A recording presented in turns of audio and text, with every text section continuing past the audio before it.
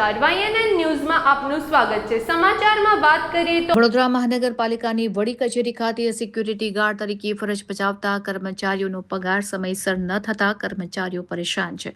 તેને તાત્કાલિક અને સમયસર પગારની ચૂકવણી કરવામાં આવે તે માંગ સાથે સામાજિક કાર્યકર્તાઓ દ્વારા ઢોલ અને મંજીરા વગાડી તંત્રને જગાડવાનો પ્રયાસ કર્યો હતો।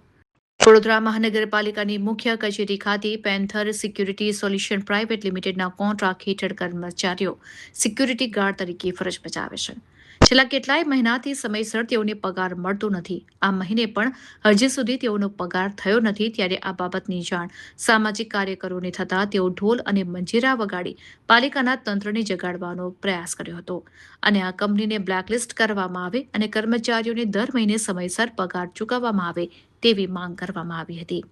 રિપોર્ટર રાહુલ રાજપૂત। અમારા માટે બધા નોકર છે, તમે નોકર ને બેઠેલા છે નોકર, બરાબર છે। અને પગાર મારી વાત સાંભળો, એસી માં બેઠેલા છે, પગાર આપી દેતા તમારે આવું પડે, અમારે આવું પડે અહીંયા। મારી વાત સાંભળી, અમારે શું કરવા આયા? અમે કમિશનર સાહેબની વીસી ચાલે છે, જેવી જ વીસી પછી અમે તમને કેટલી વાર લાગશે?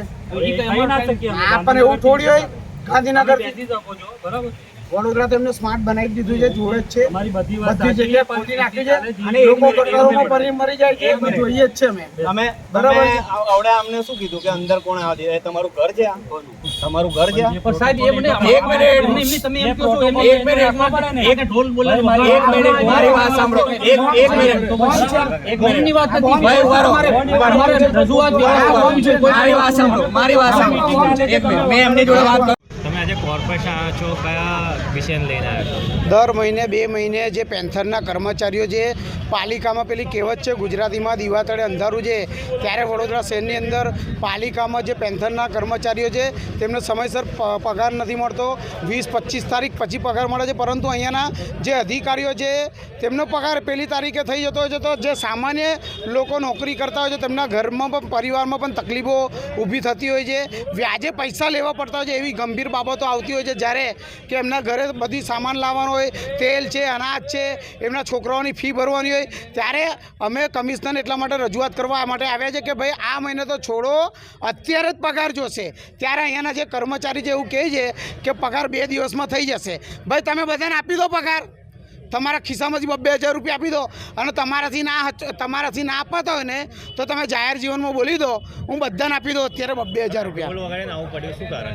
જે આપણે બોલીને થાકી જતા હોય છે ત્યારે ઢોલથી ખબર પડે, કમિશનરના કાન ખોલે કે 54 લાખના જો ગરબા વડોદરા શહેરના ટેક્સના પૈસાથી 54 લાખના ગરબા રમતા હોય તો અત્યારે તેમને ગરબા રમાડવા જાય છે। અમે ઢોલ વગાડીએ અને કમિશનરને એવી ઈચ્છા થઈ ગઈ કે ભાઈ 5 મહિના પહેલાં મેં ગરબા રમ્યો છું તો ફરી ગરબા રમે। અને આ જે ગરીબ જનતા છે, ગરીબ જે પેન્શનના કર્મચારીઓ છે તેમને બિચારાને સમયસર પગાર મળે એ આશા અમે રાખીએ છીએ। ઈમાનદારીથી તેમને પગાર આજે જ મળવો જોઈએ, અને હવે દર મહિને 1 થી 5 તારીખમાં પગાર નહીં મળે ને તો આ જ રીતે હવે પોલીસની પરમિશન લઈને આવીશું અને ડીજે સાથે આવીશું। હવે માંગ પૂરી નહીં થાય શું કહે? આજે અહીંયા જ બેસવાના છે, ગાડલા ગોડલા બધું મંગાવી લઈશું અહીંયા, અને 2 દિવસ જ્યાં સુધીનો પગાર નહીં થાય ત્યાં સુધીને અહીંયાથી જવાના નથી। Subscribe now and press the bell icon. Never miss an update.